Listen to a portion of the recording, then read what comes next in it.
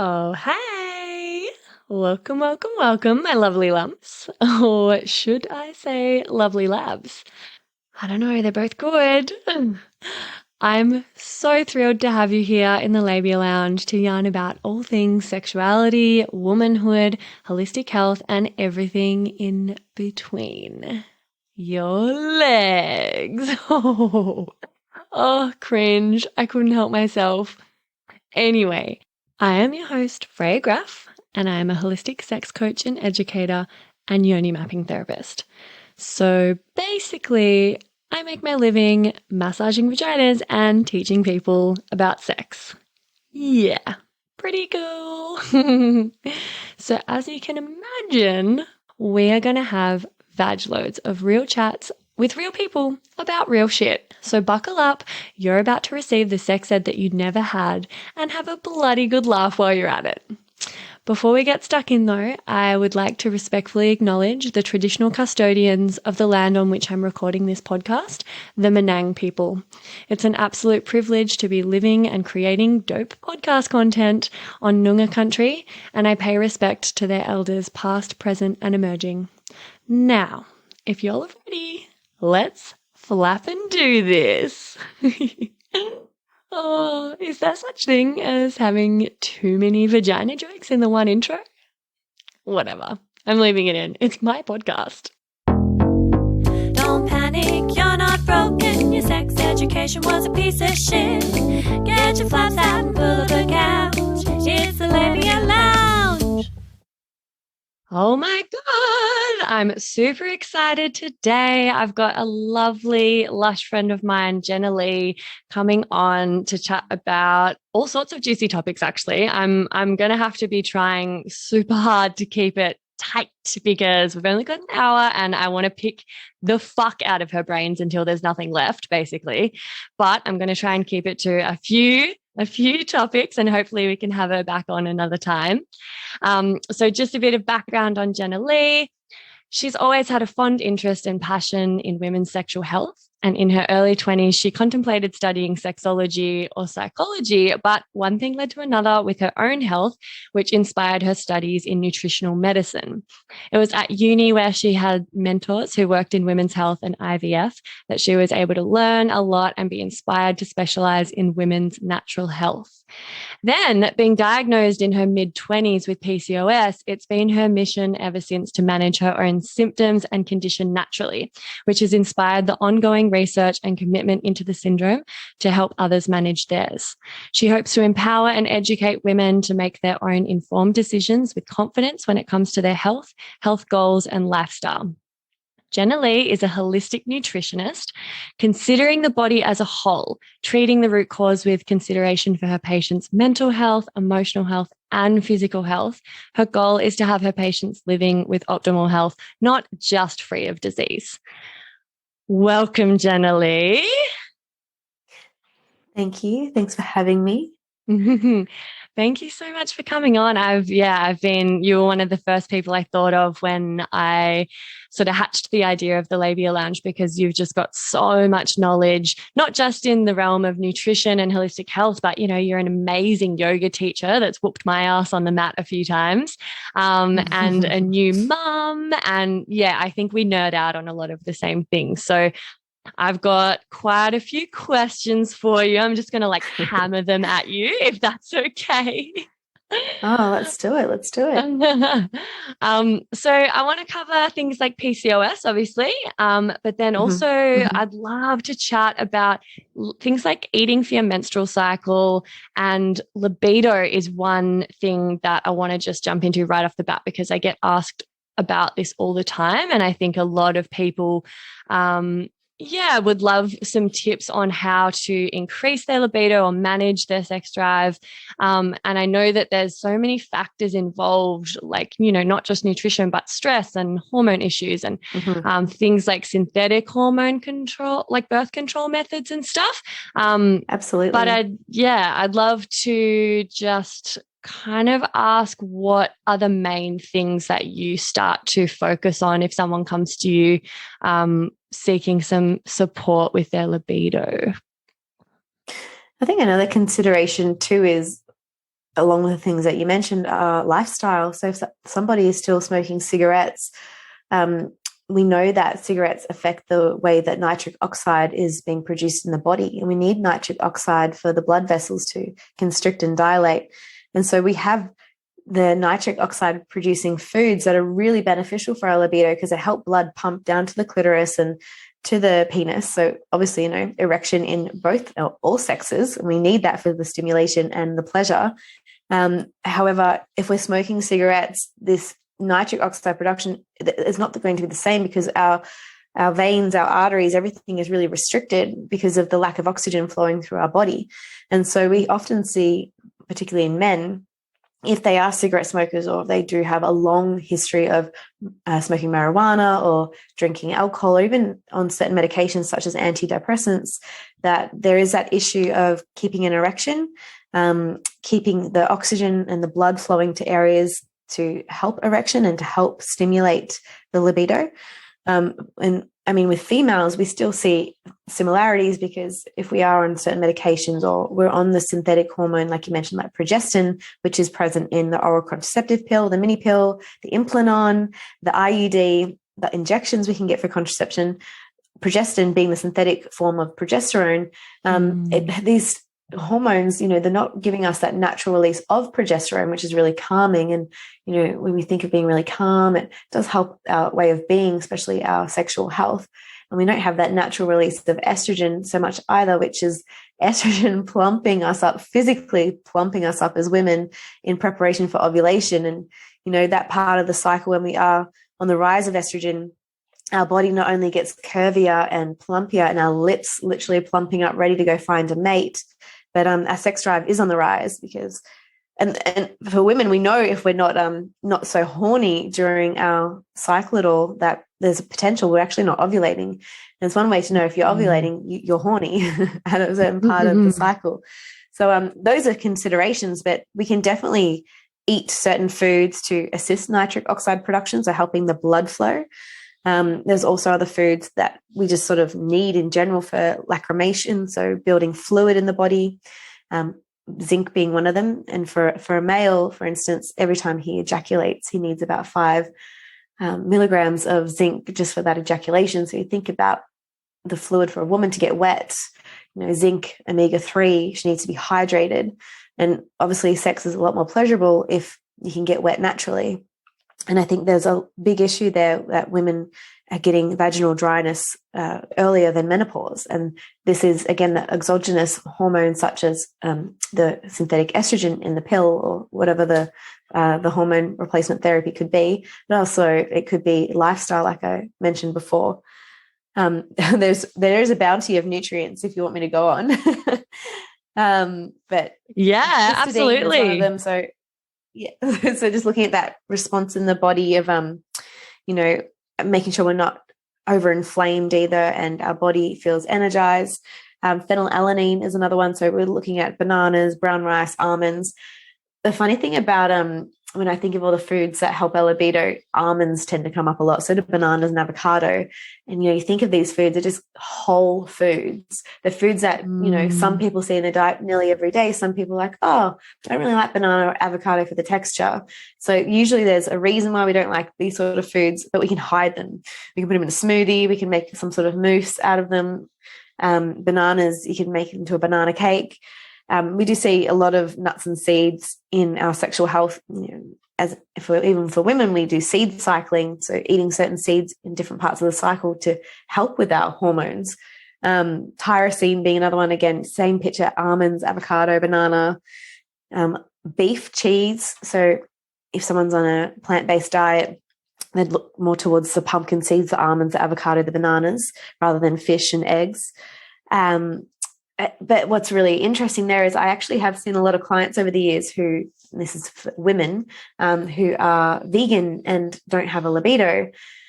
And one of the key nutrients there that vegans tend to not be getting enough of is zinc. And like I said before, zinc is responsible for lacrimation, so fluid in the body, keeping our eyes wet, helping with vaginal wetness. So zinc is probably one of the biggest ones I would consider to start with, other than nitric oxide producing foods, and keeping really, really hydrated. Amazing.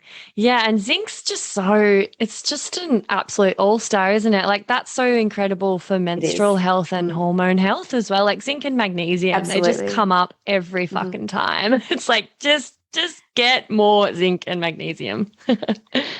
Absolutely. And the thing about zinc is if someone has been on the oral contraceptive pill for, we're looking at over a year's time, and some women it could be 16, 17, 18 years. And Mm. zinc is one of the nutrients that the pill depletes in the body. And zinc is required for our neurotransmitter production. So if we're not getting enough zinc, we're not producing enough serotonin, and we're having issues with our dopamine and our mood, and then we're having our mood swings, and we're not feeling as elevated and lifted and vibrant. So yeah, zinc is Mm. zinc is major.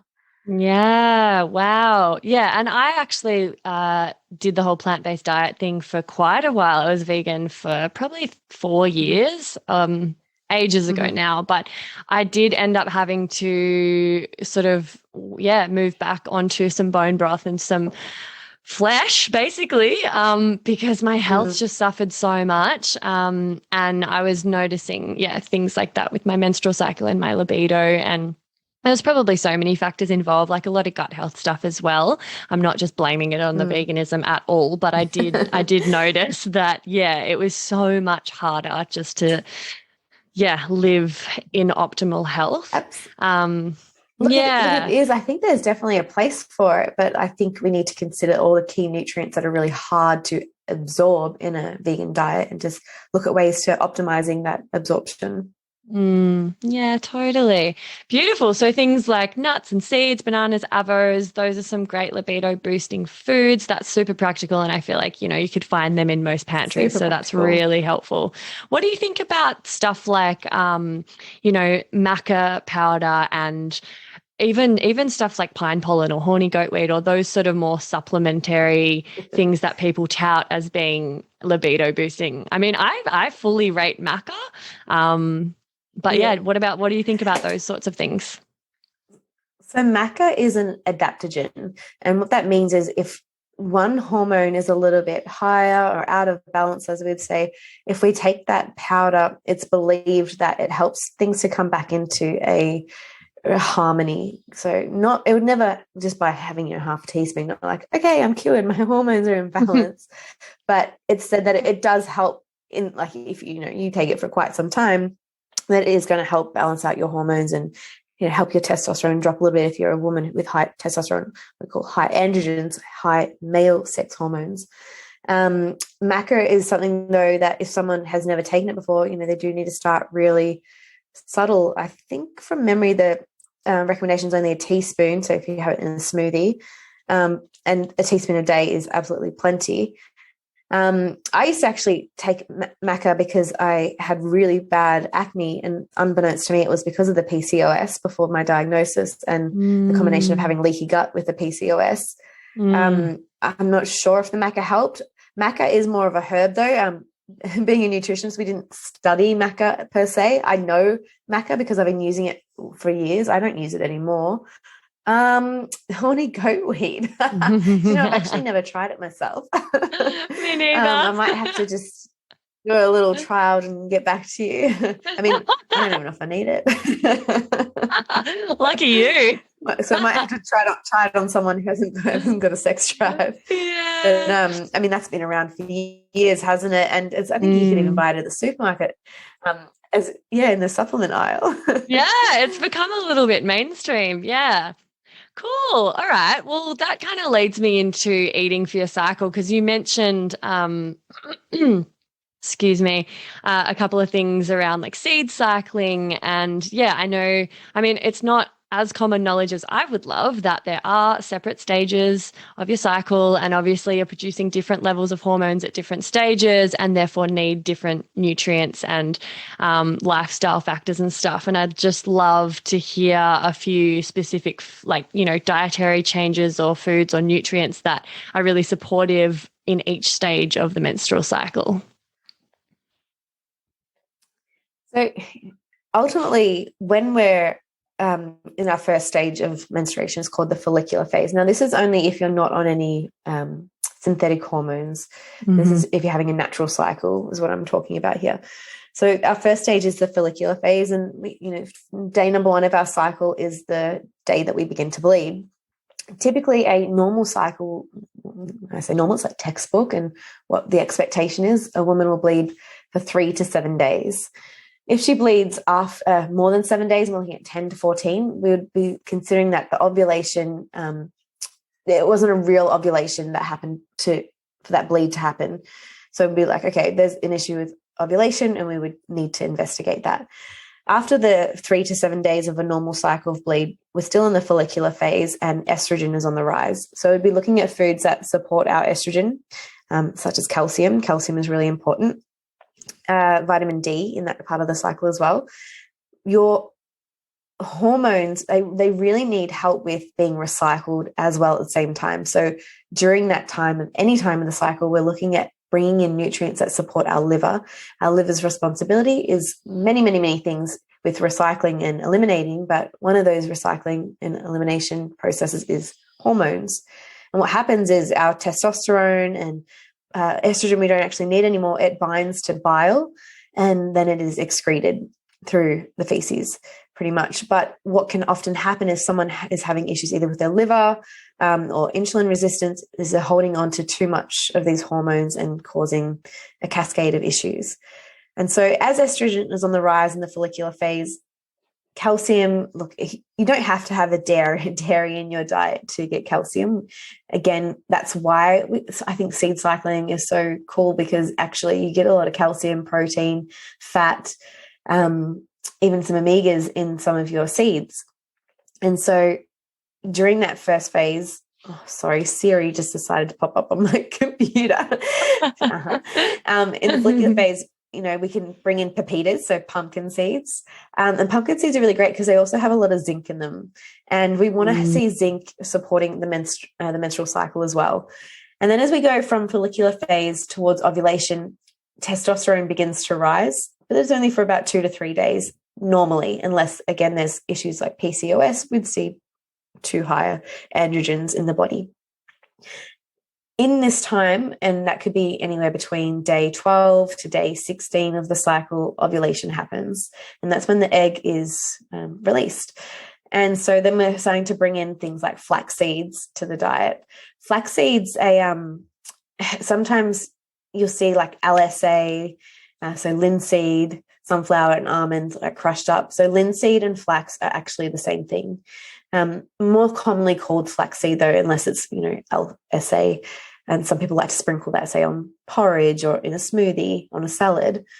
Flaxseed is a really good source for people who are on a plant-based diet to get some omega-3 in.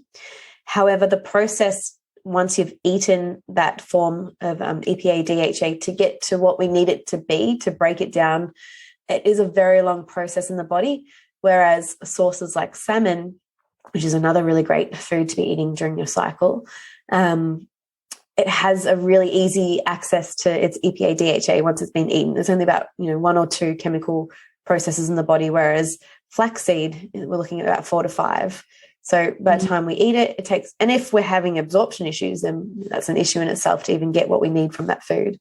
These, the awesome thing about seed cycling too, while we're talking about that, is actually the fiber in the seeds, and fiber being really important again to help bind excess hormones along with the bile to excrete from the body. So fiber is really, really crucial in any time of the cycle, but particularly around that ovulation sort of phase. As we drop into our luteal phase after ovulation, so it could be anywhere between day 15, day 17, as we pop into the luteal phase, progesterone is on the rise, and the key nutrient to support progesterone is B6. B6, we're looking at grass-fed meat, so beef, lamb, chicken, wild-caught fish, eggs, again, nuts and seeds. Nuts and seeds, you just can't put anything past them, how good they are for our hormones. And I think some people go a little maybe too nutty on the nuts. We're considering here per day just like a palm-sized serving, and that's plenty. So as we're in the luteal phase, we need, the progesterone's on the rise. B6 definitely the main one. Zinc still shows up, and we're looking more towards some sunflower seeds and sesame seeds. And look, sunflower seeds, sesame seeds, just like pumpkin seeds, we still have that zinc picture as well. There's some magnesium there, and we want magnesium as we move towards the bleed, because after luteal we go back to bleed, because our body is having so many contractions, and that's how we get the cramps, because we're literally contracting so the endometrium or the uterine lining can shed. And that's produced by hormone-like molecules called prostaglandins. And so while we're going into that phase where progesterone has come into the rise, and just before the bleed, progesterone drops because it recognizes, well, you're not pregnant, and then we shed the wall, we need anti-inflammatory foods. So again, salmon, flaxseed, walnuts is another really great one, because again, we have that really good balance of omega-3 to omega-6. We can bring in some avocado, but there is a little bit more omega-6 than there is omega-3. So that would probably be better more towards the follicular phase. Foods that is really nourishing, high in protein. So, if you are a meat eater, looking at quality meats, eggs, cheeses, yogurts, coconut yogurt. For those who are on a plant-based diet, lentils, legumes, chickpeas. Lentils are really good because lentils also really help with detoxification pathways, so helping clear out anything that is excess and unnecessary. Definitely important to have iron-rich foods, particularly around your bleed. Again, the most bioavailable source of iron would be your red meat, but if you don't eat red meat, then you'll be looking to source it either from eggs. If you don't eat eggs, plant-based, and if you're having a plant-based diet, it's important that you're eating iron-rich plant-based foods with vitamin C to absorb the iron. And just on that, a really great source of iron for those who are not eating meat or eggs would be spirulina. And you can just pop that in a smoothie, pop your sunflower, your sesame seeds, your pepitas, and, you've got a really nourishing, obviously with a bit of fruit, good to go, because you've got your fats and your protein. In terms of the bleed too, vitamin C, and I did touch on that with adding that to the iron, but vitamin C, along with bioflavonoids, which is helping with the vitamin C absorption in the body, is also really beneficial for the endometrium.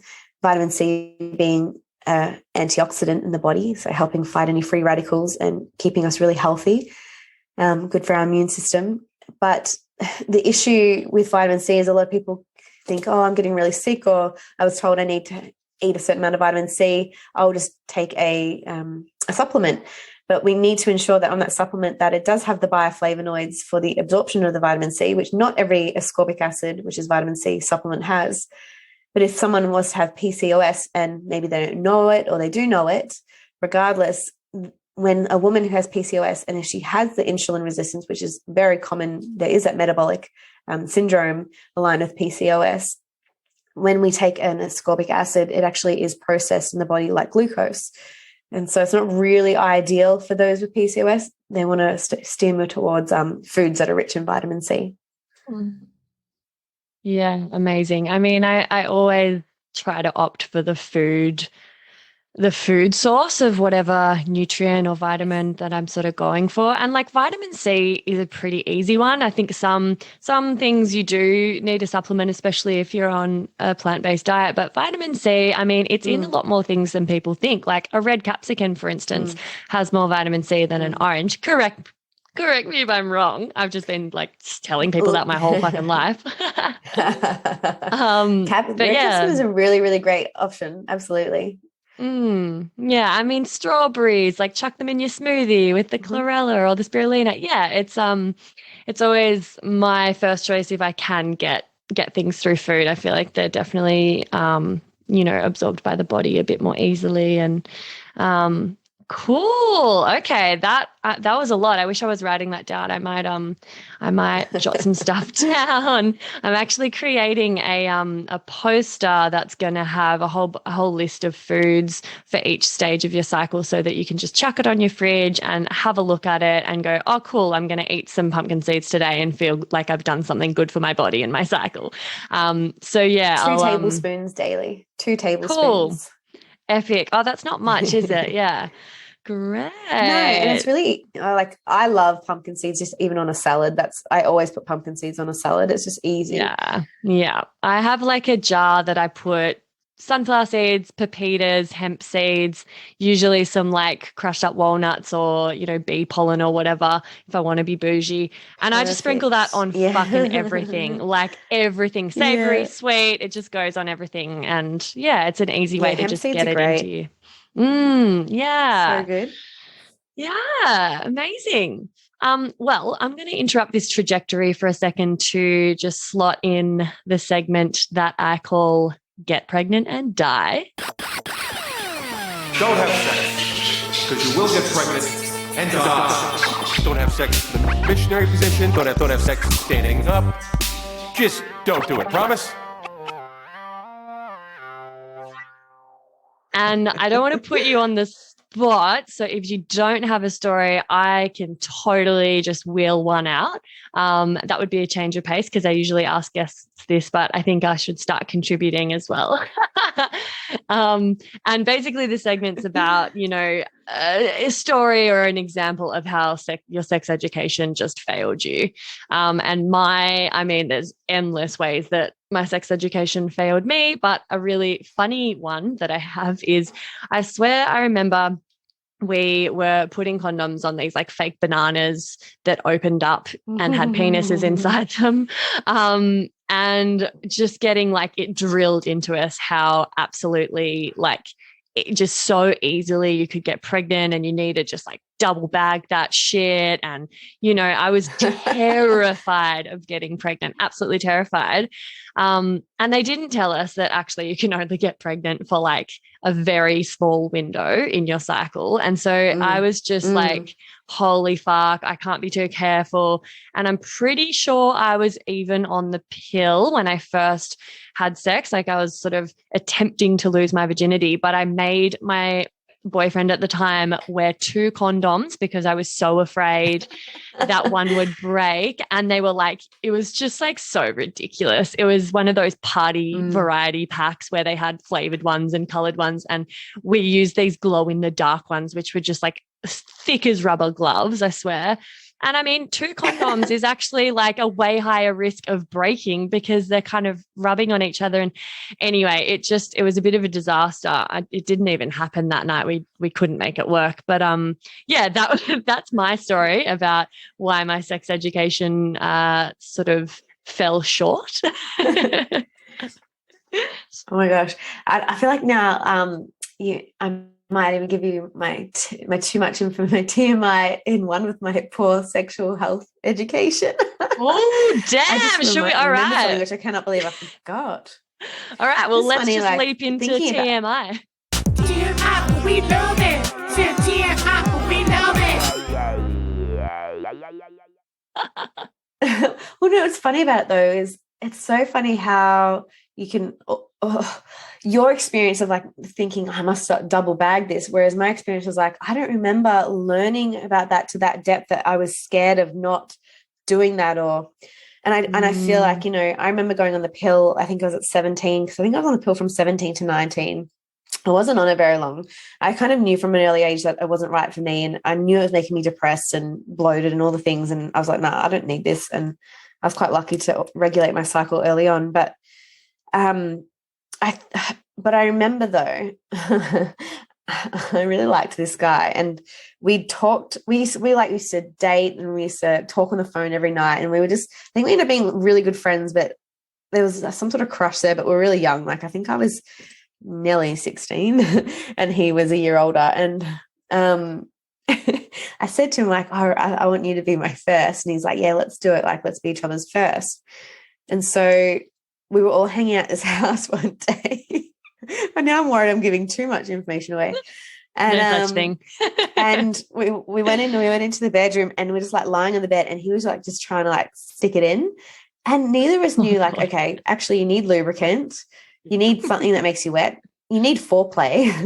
I mean, this is like a virgin here. You can't just put a penis in and like, so obviously we didn't have sex.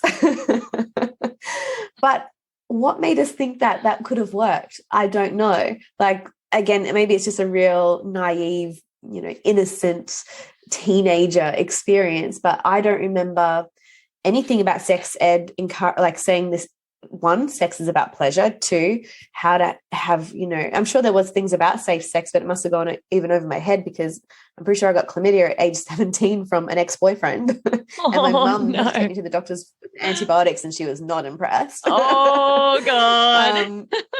Yeah, got the clap.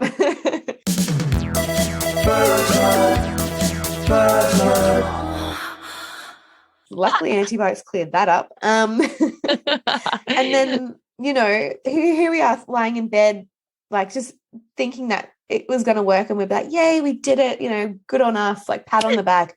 No, that's not how sex works, especially your first time. Not very romantic either. So I don't know. I just think that there was so many areas that were missed. I think even up until I was probably in my late 20s, I thought sex was, and even though I always took my pleasure seriously and I was very open about pleasure and, very comfortable when it came to sex. Like I said, I did want to study sexology early on, but I still think that part of me thought and maybe believed that sex was such a performance, and as you get older and older and more comfortable and more confident in your body and with your sexuality, you understand that actually, no, you can really own that. It's not a performance, not for anybody. It's something to be enjoyed and it's a safe place and it's about communication and it's more about the brain than it is even about the clitoris, let's be honest. But at school, it's not like, I'm trying to remember like what must have been the biggest red flag, like, if you have sex, you will fall pregnant and die. But I don't remember them giving us any, and like, don't even think they even gave us out any free dingers. I really think that, and I should actually ask my sisters who one just finished high school what sex ed is like now, because there just needs to be some empowerment and understanding that teenagers are going to have sex. So if you can teach them about safe sex and, it's okay to, what is okay. I think you're going to really help their self-respect long-term as well as sexuality. Yeah. Oh, don't even get me started. There's a lot of room for improvement and it would completely change the whole fucking world. I mean, it is starting to happen. I think it's got to be a damn sight better than it was when we were in school or when our parents were in school. But that sort of shift can't happen fast enough in my books. Yeah. Oh God, I totally relate to that story. We started trying to have sex on our 1 year anniversary. Like we held out. It was this big like special occasion. We were like 16 or something, got a bloody motel room in this little country town that I'm from. It was so vom. We went to the pub for dinner and yeah, it was just devastating. Like we couldn't get it in. The double condom action was just like it was tough. And then I think he ended up crying a little bit because he was just so disappointed because the condoms were strangling his dick. I waited a year for this. yeah. And he just couldn't keep an erection because there was so much pressure and the condoms were just like, totally strangling his dick. And then we just like attempted a lot until it was like 3 months later that we finally got it in and we like high-fived and we were like, holy fuck, we did it. This is it. This is sex. And like, it's now funny. Let's stop. yeah, that hurts. I don't know about this whole sex thing. I feel like a grown-up now and all, but like, it's such a funny one. I could talk about sex forever, but just with the interest of keeping this succinct, I would love to chat about PCOS. So it's a complex issue. I know it can fall into several different categories, which will then like affect the treatment strategy and stuff. But can you tell us a bit about what is PCOS for those that don't know? And then let's roll into that. So PCOS, some people say PCOS, it is polycystic ovary syndrome, or sometimes you hear ovarian syndrome. And so, look, it's a condition that is really common amongst women in reproductive age, and it's one that affects our endocrine system. So we consider an endocrine dysfunction, endocrine being our hormones, the major glands that are involved. We've got our adrenals, our thyroid, our ovaries. And so there's this miscommunication almost in some women where their body is producing too much male sex hormones, so testosterone being the main one. And when this happens, it causes insulin resistance, and insulin resistance can lead to metabolic syndrome. So we consider PCOS not only an endocrine dysfunction, but a metabolic dysfunction as well. And it can lead to hyperandrogenism, excuse me, my throat. And that is when we're looking at the high male sex hormones, and that can, look like some hair on the face for a woman that's like a male hair, quite thick and black, hair on your nipples, hair at the back of the thighs, just feeling hairier in general. It can be, we often see women who feel, not even feel, but look a little bit thicker. And again, that's the testosterone. Because you think of a male's body, so I've got that, triangle shape from the waist to the shoulders, the upside down triangle. That's the testosterone. And so if a woman is starting to hold on to too much testosterone in her body, and she has that picture of high testosterone from her PCOS, her waist will feel a little thicker, and it's less hourglass, which is the estrogen. Estrogen keeps the hourglass figure. And she might feel thicker in her arms and thicker in general and harder to lose weight. Typically, people with PCOS do have issues with weight loss, and they do sometimes gain weight that feels a little unexplained, and it's just because of the hormones. But that's not every woman who has PCOS. Look, the stats used to say it affects 1 in 7 women. Recently, I did read that it's now 1 in 5, but whether that's globally or it was just in the UK, it was a UK article I was reading. But look, the stats are still quite high. But what the issue is a lot of women living with PCOS unbeknownst to them, whether they're on the pill and the pill is masking all the symptoms, or that they just consider, oh no, this is normal for me. It's normal for my period to be 38 days, then 32, then leave for 3 months and come back. And not everyone has irregular menstrual cycles, but that is definitely one thing that sometimes people have with PCOS, if not most of the time. It's funny because we can be living a certain way considering, well, this is normal for me, but it doesn't mean that it is normal. And so PCOS can also often be misdiagnosed. And there's a lot of criteria that has been considered for diagnosis. And now it's like, well, is that even going to help us with our diagnosis? Because you don't have to have cyst on your ovaries, which they call polycystic cysts. So there's little pearl necklace sort of looking cyst, which is all the follicles. It's not even a cyst, it's a follicle, it's an egg. And the eggs are building up around the ovary, creating this pearl necklace look, interfering with that cascade from ovulation to menstruation to hormone production. And why some people get confused, like, oh yeah, I've got cysts on my ovaries, but that doesn't mean they have polycystic ovarian syndrome, because there is a difference between having a cyst near your ovaries, which is a pus filled or with the potential to turn into an abscess, little mass, or is it a follicle that has been released and then stuck to the outside of the ovary, and then that chain of reaction happening there. So polycystic ovarian syndrome is quite a misnomer, really, and it's a bit too late to change the name now.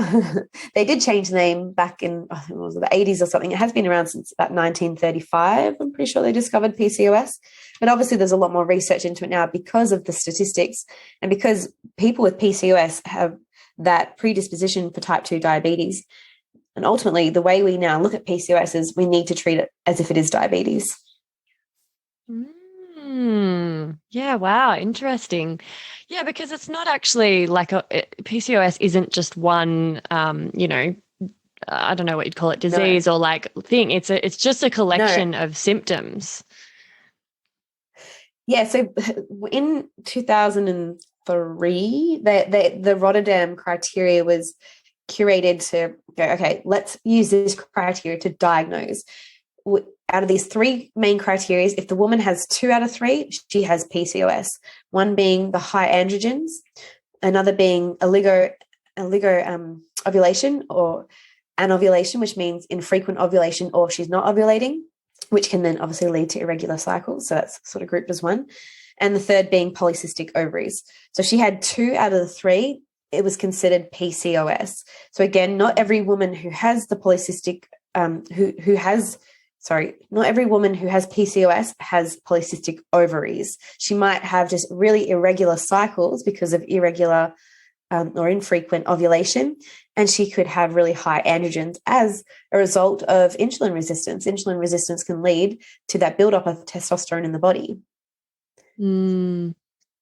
Yeah, and so many people don't know they have it because they might not have any major symptoms that they can, or that they're too concerned about. But what are Well, what are again, the they can be masked. consequences?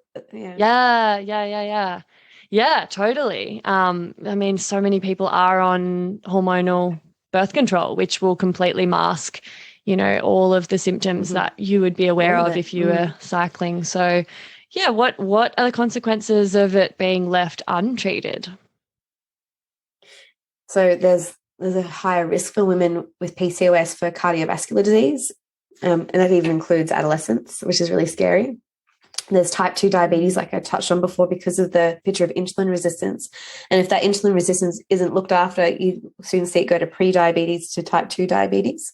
Because often, I don't know what the stats are off the top of my head, but I think it's around 70 or 80% of women with PCOS tend to be overweight. And the picture of that is the insulin resistance and the high testosterone. Endometrial cancer is another risk. So cancer in the endometrium. Premenopausal breast cancer. So we often see a lot of breast cancer happening after menopause, but if there was this, again, what can happen in PCOS is a build up of estrogen. And we know too much estrogen is a high risk factor for breast cancer. Why that happens, again, there can be an issue with the way that the estrogen is binding to fiber and bile for excretion, or the way testosterone and estrogen are trying to communicate, and there's a communication breakdown. So holding on to estrogen, and we're making too much testosterone. Another risk, and a lot of people who do have PCOS, they do suffer from depression and anxiety. And that is because they're not having that natural flux of estrogen, which is a natural antidepressant. That's because perhaps for some people the weight can cause, the issues with their self-esteem and their mental state.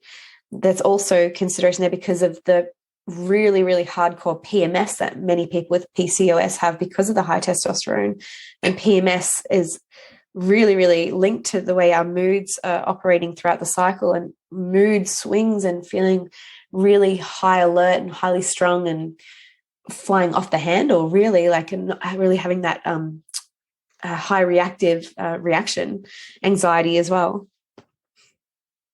Yeah, wow. So you definitely want to sort that shit out. I'm Look, it's wondering. not fun. Yeah. And also things like the facial hair can be, like you mentioned, self-esteem and body weight and things, which is tough. And then the body hair can be really, it diminishes the self-esteem. And I mean, Absolutely. none of it's fun. And acne. A lot of women with PCOS will have acne, whether it's post-pill acne, because there's we consider this post-pill PCOS because of the high androgens and that surge of high androgens, and inflammation. Inflammatory PCOS is one thing that's due to chronic inflammation in the body, and that leads to the overproduction of testosterone, and that again is another source of acne. Yeah, totally. It's interesting because there's an amazing book actually that covers in so much detail everything you can even imagine about PCOS, called The Period Repair Manual by Lara Briden. And she, she's that's amazing, where, isn't she?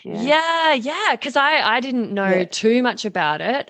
But she outlines the four sort of main different kinds of PCOS, and then they all have different treatment strategies because they're sort of coming about because of different imbalances or things going on in the body. And I'm wondering, like, so, there's always the medical kind of intervention, Western medical model treatments, which I'd imagine are pretty, probably just throw some drugs at it, maybe get them on the pill, mask the symptoms, not take care of the root cause. What do you how do you tackle it with complementary medicine? You're right with medical. Unfortunately, it's a whole name it, blame it, tame it. And for them to tame it, it's typically the oral contraceptive pill. And for some people, that works because they don't have the goal of wanting to be fertile later on. But what we often see is people go to the doctor, okay, you got PCOS. here's the oral contraceptive pill, take this until you're ready to have babies, come back and see me. And then, oh, you come back to see me, oh, you're infertile because you've been on the pill for this long and you got PCOS and we didn't treat the PCOS. So it's a whole cascade of issues from there. Not for everybody, sure, but for a lot of people, particularly PCOS, yes, issues can occur from there. In complementary medicine, rather than trying to tame it, we're trying to manage it from its root cause, and we want the symptoms to continue to improve over time to the point where it's really manageable, it's really livable, and not only are our treatments sustainable, and we see that longevity in the treatment, that we're able to get a regular period back, and we're able to hopefully bring our testosterone levels down and keep everything feeling in sync again, and our moods under control. So we're giving the body the right vitamins, the right nutrients to manage our moods, such as B6, magnesium, zinc that we touched on earlier. These really crucial ones for our neurotransmitters. So like you said, there are different sorts of PCOS. There's the post-pill PCOS, insulin resistance, which I touched on before, but any of these can cause insulin resistance as well. So we always typically see that picture. The inflammatory PCOS, chronic inflammation in the body leading to overproduction of testosterone. We've got adrenal PCOS due to absolute fatigue. And, and then there's that issue with our HPA axis. And we want to support a healthy HPA, a healthy stress response. So magnesium plays that major role there. But basically, when someone comes to see me and like, okay, I've been diagnosed with PCOS, and maybe it was 13 years ago, maybe it was 3 years ago, maybe it was a month ago. From there I go, well, what was the diagnostic criteria? Like, what did your doctor diagnose you based on? Did they do bloods? Did they do an internal ultrasound? What exactly is going on? Do you have hair? Do you have moods? Do you have your period? So we take a deep dive into that first. And then the major aims of treatment, can be anywhere between treating their metabolic disturbances, if it's high insulin issues, insulin resistance, do they have an issue with the lipids, so the fats in their blood, dyslipidemia. We look at supporting a healthy hormone profile. So again, is there a buildup of estrogen? Can we look at ways to clear estrogen out of the body? So we always treat the liver. It's really crucial we look after the liver when we're working with our hormones because of its job, as I touched on earlier. If the patient is overweight, it's really touchy because for me, I'm all about body positivity. But so the way I just need to remind people that there are so many studies that if you have PCOS, say by even dropping 5 kilos, if you've got 5 kilos to lose, this can improve your symptoms significantly. And so rather than trying to base everything on calories in, calories out, it's like, let's just eat the foods we know are really healthy for us. The studies show that the most beneficial diet, which I don't like using the word diet, but lifestyle sort of food choices in that moment would be to go ketogenic. So if that person is willing to go on a high fat diet temporarily, it's never long term, but to sustain that for at least, maybe 3 to 4 months, and they can go keto. And that ketogenic diet really helps with the weight loss, but also the insulin resistance, because we're not putting too many carbohydrates in the body to have that continuous insulin spiking. That's not necessarily for everybody with PCOS. Some people are better having more carbs in the diet. Some people aren't. But we have seen, and it's only just a slight difference, but we have seen from going from Mediterranean diet, like a traditional Mediterranean diet, to keto, that this keto diet has higher success rates in people with PCOS and diabetes. Obviously, one of the most important things is reducing chronic inflammation, because that is such a picture for most women with PCOS, having that inflammatory picture. We always look at inflammatory markers such as C-reactive protein, seeing what else the body is up to, have there been any issues with the bowels? We always look at the gut because that's where we're absorbing our nutrients. So we need to nourish the gut. Also, one thing I didn't mention would be to correct nutrient deficiencies. So whether that person has been on the pill and we need to go through and go B6, zinc, magnesium, other B vitamins, vitamin C. Are we correcting vitamin D? Vitamin D is a sign of insulin resistance if we have really low vitamin D. And really low magnesium is also an issue that can cause insulin resistance. What I have seen in clinic is some women with PCOS who don't have a period will have a really high rate of iron. And, iron and zinc, they compete for absorption. So we need to consider, okay, have you been getting enough zinc? Has there been that competition? Is it because you're not bleeding, you're not excreting, excess iron? Because excess iron can lead to its own, amount of issues there. So we need to ensure that, try and get that period back, get rid of some of that iron, keep a balanced diet, balance the nutrients out, correct nutrient deficiencies. If we also look after the gut and the inflammation, and we support the stress response with the HPA axis, so the adrenals, the hypothalamus, thyroid, we can take it all into consideration. So it's almost like you are, as a nutritionist, you're a detective. You're literally playing the detective. You have this crime that has happened in somebody's body, and you've got to solve the crime. And I think that's the issue with the medical world. And it's not even the doctor's fault that they only have 15, 20 minutes per patient. There's no way they can solve a crime in 15, 20 minutes. So that's where that name it, blame it, tame it comes in. Totally. Yeah. And it's just, it's chalk and cheese. Like when I first finally found myself in the office of a nutritional medicine doctor and a naturopath, I cried because I just felt so seen and so heard. And they spent ages with me asking so many specific questions, and just they were onto it, they just really cared, and they were committed to doing the hard yards and investigating and getting into the nitty gritty to kind of get to the bottom of it with me. And it just felt so supportive. And I felt like, fuck yeah, I've got this professional on my team now. And it's not like I've just been, chewed up and spat out of a doctor's office with a handful of drugs or a prescription or whatever that I'm not going to go fill out because, I don't want to take it. But it's so worth it. It's so worth it, going and seeing. I mean, that's me. That's me. I love complementary medicine and functional medicine. It's just, it's the only way to go for me. But I suppose think it's great that you had that experience where you felt really seen as well, because that's what we hope people realize, that it's tailored. We treat you as an individual, and we care. We need to ask all those questions about you and do that detective work. So I'm so glad that you also had that experience. Oh yeah, totally. It's the best. It's so good. I practically save up my pennies so I can just go rock up in someone's office and just talk about my I nerd out on this stuff. So I love talking about health and just quizzing them about things. And I'm always sort of erring on a bit of nerdy biohacking kind of vibes actually. But, I've had so much gut health stuff in the past, and also, adrenal fatigue and bloody chronic thrush and BV years ago. I've been through the ringer with a whole lot of health things that are actually so fucking common and so many women are struggling with. And they're often this really vicious cycle where it's really chronic and you can't get out of that loop.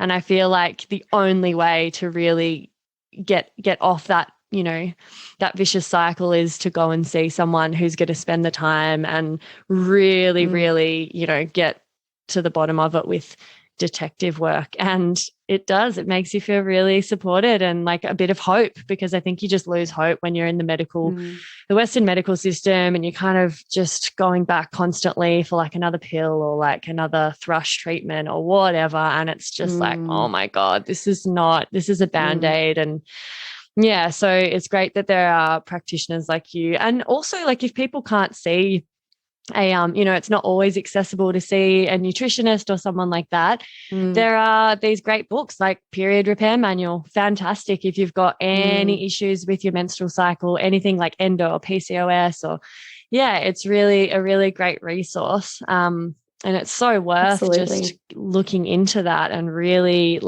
getting invested in your health, because I think we can end up just kind of having this, living with something for ages. And like you said, it's they're normal. And so your baseline is just living like that. And you kind of forget that, your baseline could actually be, it's like you were saying, rather than just surviving and getting by, you want to be in optimal health and you want to feel as good as you possibly can.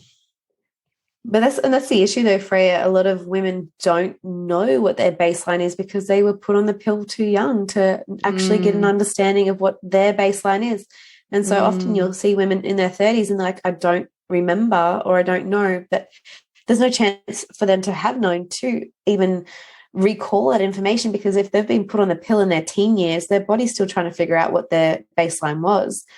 And, you know, you Totally. talked about recurring BV and thrush, and the issue I've seen there in the past of having lots of patients with BV and thrush is there's shame, there's body shame. It's like, why is my body failing me? Why is this happening? And there's embarrassment around it, but there's nothing to be embarrassed about, because these things, they are so common. They are, you know, quote unquote normal because of whether antibiotic use, medication use.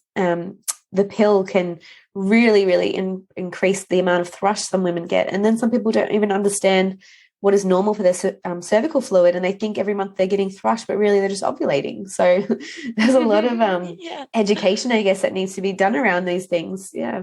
Totally. Yeah.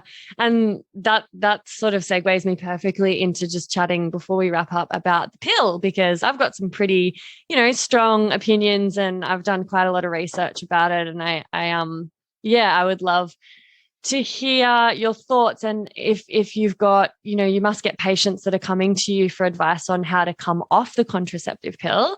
You know, Absolutely. where do you start? Yeah, like hit me.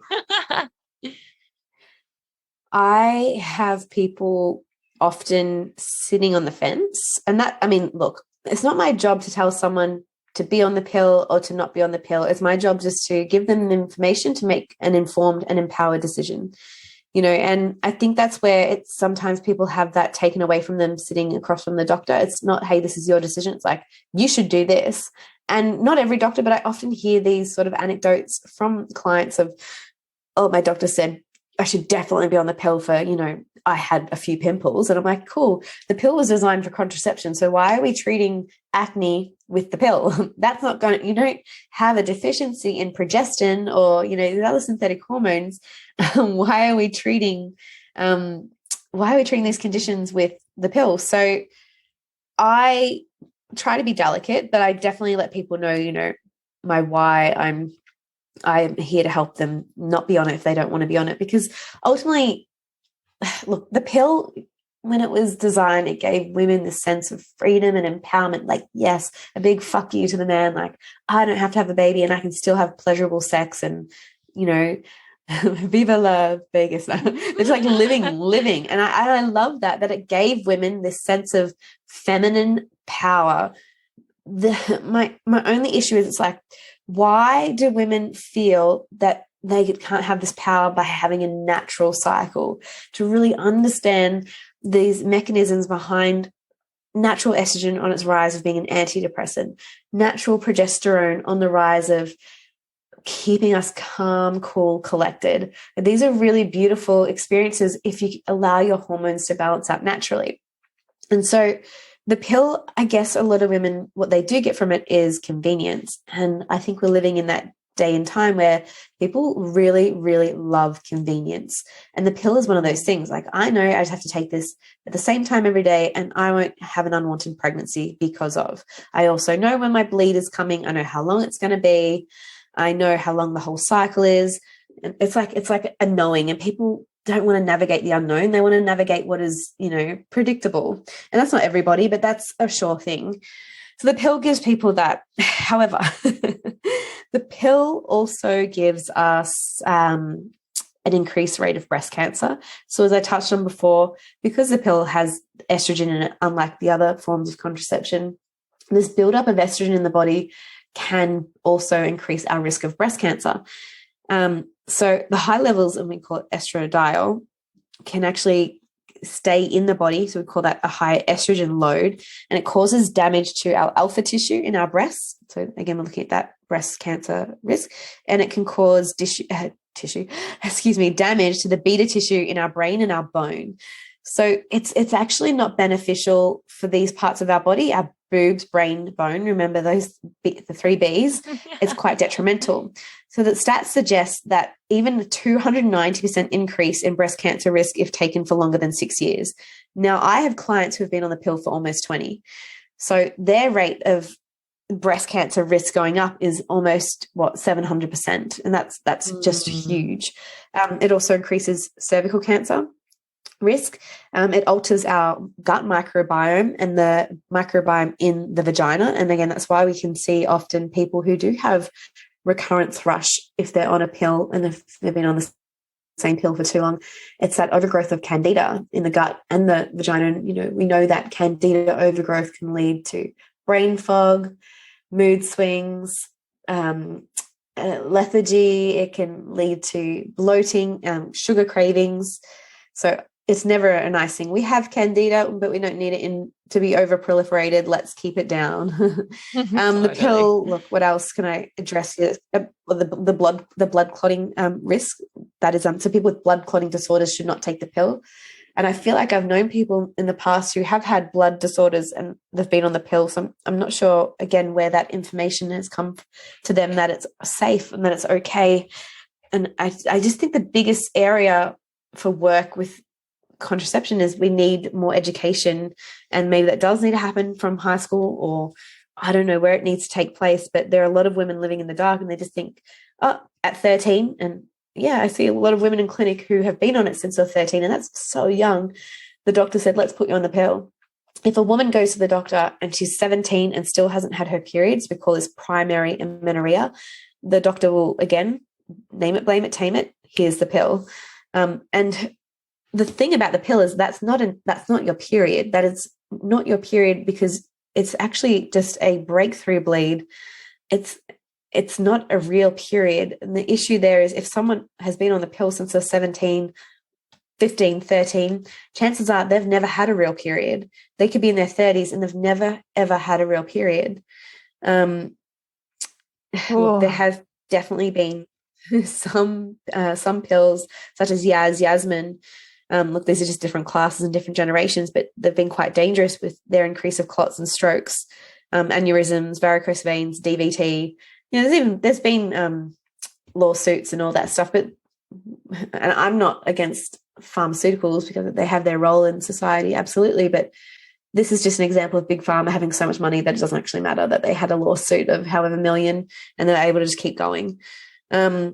We have seen with the contraceptive pill liver and bowel cancer risk, major side effect, thyroid issues. So sometimes people will come off the pill for however long they've been on it, and maybe there's some thyroiditis, so inflammation of the thyroid, and that could be looking like extra weight gain, lethargy, the inability to regulate their body temperature. They might be clammy.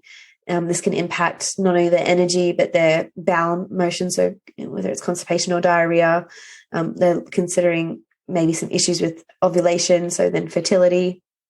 We have seen when people come off the pill, weight gain or weight gain on the pill, because again, that buildup of estrogen holds onto fluid in the body as well as fat cells. And something that's really, really, really crucial in my line of work is the pill. It drives insulin resistance. And so the irony behind that is someone will go to the doctor because they have been diagnosed with PCOS, and the doctor will say, well, go on the pill. Okay, so the pill has this ability to drive insulin resistance. It's a little bit problematic because PCOS is looking at that metabolic syndrome in most cases, not all, but most. I could go on, but it's just yeah, a lot. Yeah, it's a lot. The depletes, yeah. Yeah. But I think it's really important to know that how it does affect your gut microbiome, because ultimately we have more bacteria in our gut microbiome than we have cells in our body, and so they make such a huge impact in the behavior, who we're attracted to, our likes, our dislikes. Our gut microbiome is it's funny because we often hear like eat intuitively, but if we have this overgrowth of candida and it's just saying sugar, sugar, sugar, that voice that we could be hearing is not actually our intuition, but it could be our bacteria.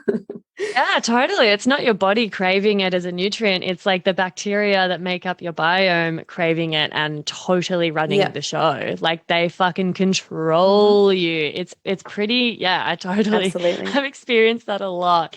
And and also the chronic thrush and the BV and stuff, I think because my disrupted biome and then depression and low libido, like all of these Side effects, it's like when I got given the pill, they give you this little leaflet and it's like the fine print that you just don't even bother reading. No one really highlights it or like emphasizes it. It's just like, oh yeah, you know when you get a form to sign and it's like there's heaps of fine print, but just sign it because you know you're going to do it anyway. So like fucking whatever. That's how I felt about all the sort of side effects of the pill. And I had no idea. I think most people that are on the pill, especially if you get put on it when you're young and, you know, you're kind of blindly just going ahead and doing it, like no one has a clue of these like massive side effects. So like I'm just really conscious of time because we've gone a little bit over, but I'd love just before we finish to hear like where do you begin if someone does want to come off the pill or if they want to start balancing their cycles naturally, where would you suggest that they start? Something really simple and practical or a word of encouragement? So know that it's really normal in those first 3 months of coming off the pill that you might not have a bleed. So not to get overly worried straight off the bat. Give it those 3 months and then consider getting your hormones tested because you need to give your body the opportunity to balance out its natural hormones. So give your body some breathing space would be my best piece of advice. Don't go rushing and thinking, oh no, I've got this, I've got that because I've been on the pill. You don't know that, but you also don't know that you could still be fertile to be having safe sex if you don't want an unwanted pregnancy, please. I think my best piece of advice is give your body some breathing space. Eat a really clean whole food diet, rich in omega-3, magnesium, zinc, vitamin B6, vitamin B5, bioflavonoids. Consider a high antioxidant diet, so eating the rainbow. And then, after those 3 months, if there's still no bleed or it feels irregular or something doesn't seem right, either book in with a functional medicine practitioner, like a nutritionist or a naturopath, or even just go to your GP and ask for some blood tests to do a full hormone profile.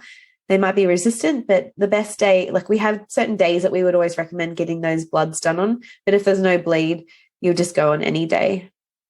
Yeah, totally. And if people want to book in a session with you, for instance, where can we find you?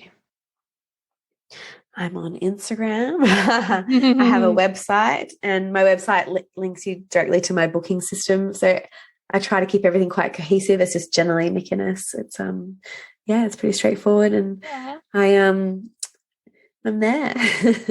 Beautiful. Yeah. And I feel like even if you're coming off the pill and after the 3 months, say you do get your cycle back, I would still say, like, I would recommend going to a functional medicine practitioner because it's going to take a while before you can replenish all of the nutrient deficiencies that have come from being on the pill, depending on how long you've been on it. There's probably going to be some stuff that would really be beneficial to get some support. And generally just reeled off a whole bunch of nutrients and things that you need to be ramping up.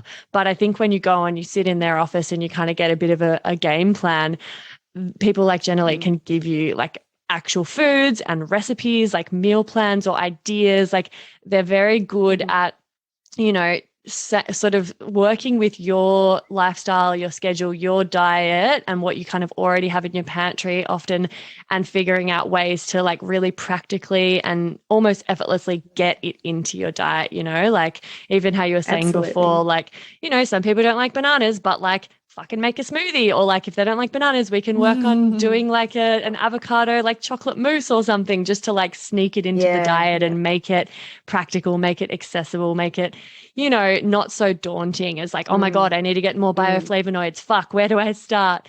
Just treat yourself to a session with someone professional who's just going to be able to go, all right, let's roll up our sleeves, let's just get stuck into some recipes and some foods, and kind of hold your hand through that process, because it's very worthwhile. Absolutely. And, you don't have to do it alone. That's it.